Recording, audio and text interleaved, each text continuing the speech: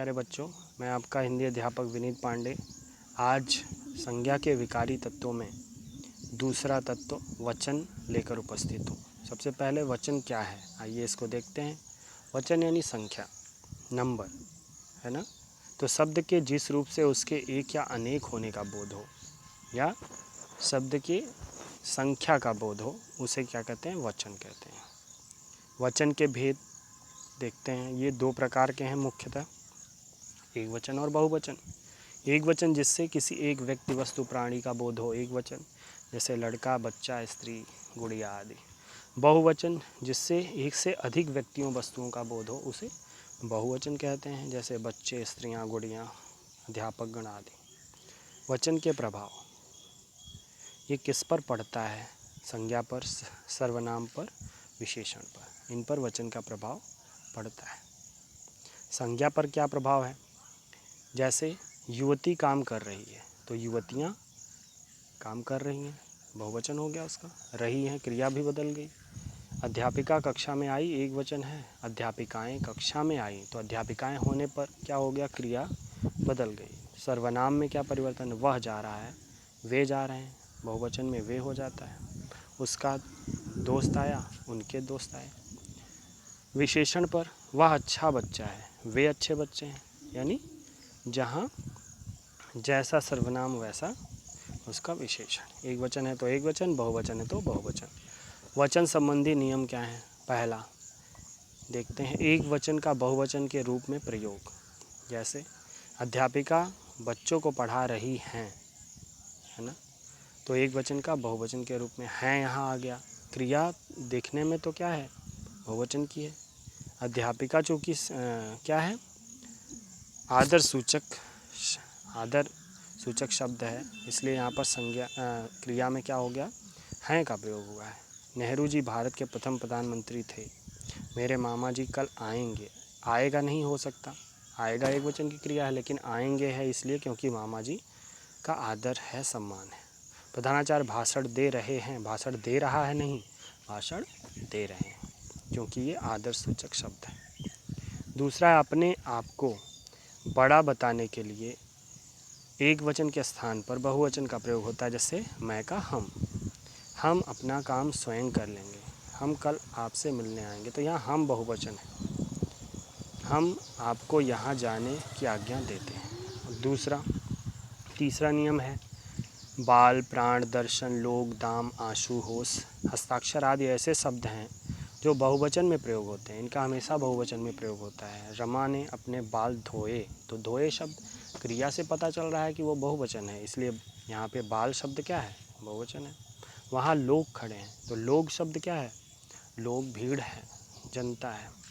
इस पुस्तक के दाम क्या हैं? का दाम नहीं, इस पुस्तक का दाम क्या है, ये शब्द गलत है, ये वाक्य गलत है। इस पुस्तक के क्या दाम है ना, तो ये वाक्य सही है। खुशी के मारे उसके आंसू बहने लगे, तो आंसू बहुवचन है, इसलिए बहने लगे है, बहने लगा नहीं। अगर कोई कहता है खुशी के मारे उसके आंसू बहने लगा, तो ये वाक्य गलत है। नेक्स्ट है दूसरा, बहुवचन का एक वचन के रूप में प्रयोग। ये कैसे? स्त्री जाति सदैव सम्मान के योग्य है, तो यहाँ पे स्त्री जाति शब्द जो है ये यद्यपि बहुवचन है, लेकिन ये सम्मान के योग्य है, तो यहाँ पर है जो क्रिया है वो एक वचन की है, इसलिए यहाँ पर बहुवचन का एक वचन के रूप में प्रयोग मिलता है। टिड्डी दल ने पूरे खेत को साफ कर दिया। अध्यापक गण का आदर करो। पृथ्वी पक्षी वृंद उड़ रहे हैं, उड़ रहा है, रहे हैं नहीं, पक्षी उड़ रहे हैं हो सकता है बहुवचन, लेकिन पक्षी वृंद यानी पक्षी गण, पक्षियों का समूह, झुंड उड़ रहा है, तो ये एक वचन है।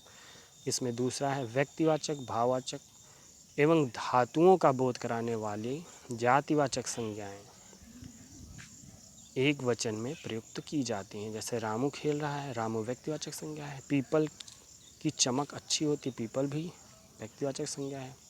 अच्छाई सदैव, ये भाववाचक संज्ञा है, जीवित रहती। और यहाँ तेल बिखरा पड़ा है, तेल ये धातुवाचक है, इसलिए ये भी एक वचन है, ठीक है। नेक्स्ट है दोनों वचनों में प्रयोग। कहीं कहीं ऐसा भी मिलता है, बच्चा पढ़ता है, बच्चे पढ़ते हैं, घोड़ा दौड़ रहा है, घोड़े दौड़ रहे हैं, तो दोनों वचनों में इस प्रकार प्रयोग होता है। नेक्स्ट पेज पे देखते हैं। कुछ पुल्लिंग शब्दों के साथ जब कारक चिन्हों का प्रयोग नहीं होता तब उनके एक वचन का बहुवचन हो जाता है। जैसे बालक पत्र लिखता है, बालक पत्र लिखते हैं। तो यहाँ पर अगर वहाँ पे कारक चिन्ह नहीं है तो इस प्रकार बालकों ने पत्र लिखा है, ये कारक चिन्हों का प्रयोग होने पर इस तरह लिखा जाता है। साधुओं ने पूजा की, साधु पूजा कर रहे हैं, साधु पूजा कर रहा है और साधुओं ने पूजा की। तो यहाँ हम कह सकते हैं कि दो तरीके से है, कारक सहित और कारक रहित वाक्य। क्षमा, जल, वारी, कल, प्रेम, क्रोध, पानी आदि सभी शब्द जो हैं समान रूप से प्रयुक्त होते हैं। किसमें? दोनों वचनों में प्रयुक्त होते हैं। एक वचन प्रत्येक व्यक्ति यहाँ आए तो व्यक्ति शब्द जो है वो क्या है? ये बहुवचन है। यहाँ पर हर व्यक्ति अपना योगदान दे, हर, ये शब्द जो भी शब्द हैं ये एक वचन में होते हैं। प्रत्येक और हर हमेशा एक वचन में। हर किसी का अपना सपना होता है, ये भी क्या है? एक वचन है। नेक्स्ट, कुछ संज्ञाएं गिनी जा सकती हैं, यानी काउंटेबल नाउन। गणनीय वचन, जिसे गणनीय संज्ञाएं कहते हैं, जैसे मेज, पुस्तक, संतरा, सेब आदि। और कुछ हैं जिन्हें नहीं गिना जा सकता, जिन्हें मापा तोला जाता है, वो अगणनीय, जैसे सोना, चांदी, आटा, तेल आदि। तो इस पर भी ध्यान रखेंगे। मेज का मेजें, पुस्तक का पुस्तकें। इसी प्रकार सोना, इनका जो है माप तोल हो सकती है। इनके वचन तथा बहुवचन रूप एक जैसे होते हैं, यानी माप तोल वाली वस्तुओं के वचन एक ही होंगे, चाहे वो एक वचन हो या बहुवचन हो, एक ही तरह प्रयुक्त होता है। सोने नहीं होगा। वचन परिवर्तन के नियम क्या हैं? पहला, वचन के अधीन संज्ञा के रूप दो तरह से परिवर्तित होते हैं, विभक्ति सहित और विभक्ति रहित वचन। विभक्ति रहित क्या है? रहित मतलब के बिना, यानी विभक्त चिन्हों के बिना जो वचन हैं वे क्या हैं? बहुवचन बनाने के नियम क्या है? पुल्लिंग संज्ञा के आकारांत को एकारांत में, जैसे लड़का तो लड़के, एकारांत हो गया। बच्चा तो बच्चे, चमचा तो चमचे, गमला तो गमले आदि।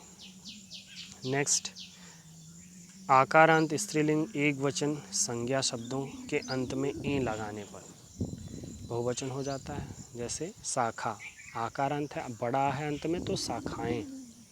कथा तो कथाएं, लेखिका तो लेखिकाएं। फिर अकारांत यानी जो छोटा जिसके अंत में हो, स्त्रीलिंग शब्दों के अ को ए में परिवर्तित करके, जैसे रात तो रातें, बात बातें, गाय गायें, सड़क सड़कें, भेड़ भेड़ें आदि। इकारांत स्त्रीलिंग शब्दों के अंत में क्या जोड़कर? यहाँ जोड़कर, जैसे जाति जातियाँ, राशि राशियाँ, निधि निधियाँ, शक्ति शक्तियाँ आदि। ईकारांत यानी बड़ी जिसके अंत में हो उसके अंत में यहाँ जोड़कर तथा बड़ी को छोटी में परिवर्तित करके, जैसे बेटी तो बेटियाँ, कटोरी तो कटोरियाँ, बोली तो बोलियाँ आदि। चिमनी तो चिमनियाँ। स्त्रीलिंग शब्दों के या को यहाँ में बदलकर, बुढ़िया तो बुढ़ियाँ, बिटिया तो बिटियाँ, चुहिया तो चुहियाँ आदि।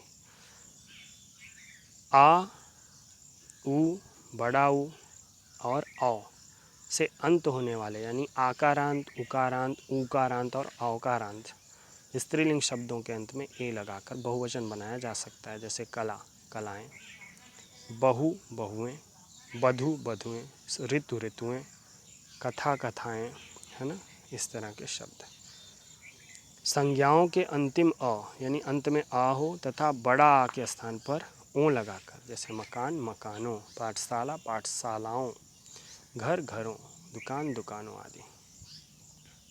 विभक्ति रहित आप पढ़ चुके हैं। अब विभक्ति सहित वचन क्या है? ये क्या है? जहाँ विभक्ति साथ में हो। पहला है अ या बड़ा तथा बड़ा ऊ से अंत होने वाले शब्दों के अंत में क्या जोड़ते हैं? आ या बड़ा के स्थान पर ओ हो जाता है तथा ऊ के बाद ओ लगा दिया जाता है। बड़ा ऊ छोटा ऊ में परिवर्तित हो जाता है तो फिर ओ लगाने पर बहुवचन बनता है। जैसे गुरु से तो गुरुओं से, घर में तो घरों में, पेड़ पर तो पेड़ों पर आदि। छोटी या बड़ी के अंत से अंत होने वाले शब्दों में यों लगाकर, यूँ प्रत्यय लगाकर उसको बहुवचन बनाया जाता है। जैसे नदी पर, नदियों पर, पहाड़ी पर, पहाड़ियों पर आदि। केवल संबोधन कारक संज्ञाओं में अ या एवं बड़ा आ से अंत होने वाले शब्दों के अंतिम स्वर छोटा आ तथा बड़ा आ के स्थान पर ओ करने से बहुवचन बनता है। जैसे बहन, बहनों, पुरुष, पुरुषों, वीर, वीरों आदि। संबोधन कारक में छोटी तथा बड़ी से अंत होने वाले शब्दों में यों प्रत्यय लगाने से बहुवचन बनता है। जैसे सिपाही, सिपाहियों, सखी, सखियों आदि। यहाँ भी दीर्घ ई के स्थान पर छोटी ई हो जाता है। जैसे सखी का सखियों में ख पर छोटी ई हो गया है। नेक्स्ट, संज्ञा शब्दों के साथ गण, वृंद, जन तथा लोग लगाकर बहुवचन बनाते हैं। जैसे छात्र तो छात्रगण, अध्यापक तो अध्यापकगण, विद्यार्थी तो विद्यार्थीगण, पाठक तो पाठकगण, है ना। आप तो आप लोग, अमीर तो अमीर लोग आदि। ठीक है। बहुवचन जो है, वचन जो है के दो स्तर हैं। शब्द के स्तर पर हिंदी में वचन के कारण दो स्तरों पर परिवर्तन होता है, शब्द के स्तर पर और वाक्य के स्तर पर। कैसे? शब्द के स्तर पर कैसे परिवर्तन? वचन परिवर्तन के कारण शब्दों में होने वाले परिवर्तन पर हम पर्याप्त उदाहरण देखा हमने, है ना। और अब देखते हैं कि वाक्यों के आधार पर कैसे परिवर्तन होता है। जैसे लड़का पढ़ रहा है ना। तो लड़के पढ़ रहे हैं, यहाँ एक वचन संज्ञा लड़के होने के कारण बहुवचन हो गया। उसकी गेंद खो गई, तो उसकी गेंद खो गई, तो यहाँ पे गेंदें हो जाएगा। तो गेंद के कारण यानी गेंद शब्द क्या है यहाँ पे? सर्वनाम। गेंद उसकी यहाँ सर्वनाम के कारण उसकी गेंदें खो गई, उसकी गेंदें खो गई। पंखा चल रहा है, तो यहाँ पर रहा है क्रिया, और पंखे चल रहे हैं वहाँ बहुवचन हो गया है।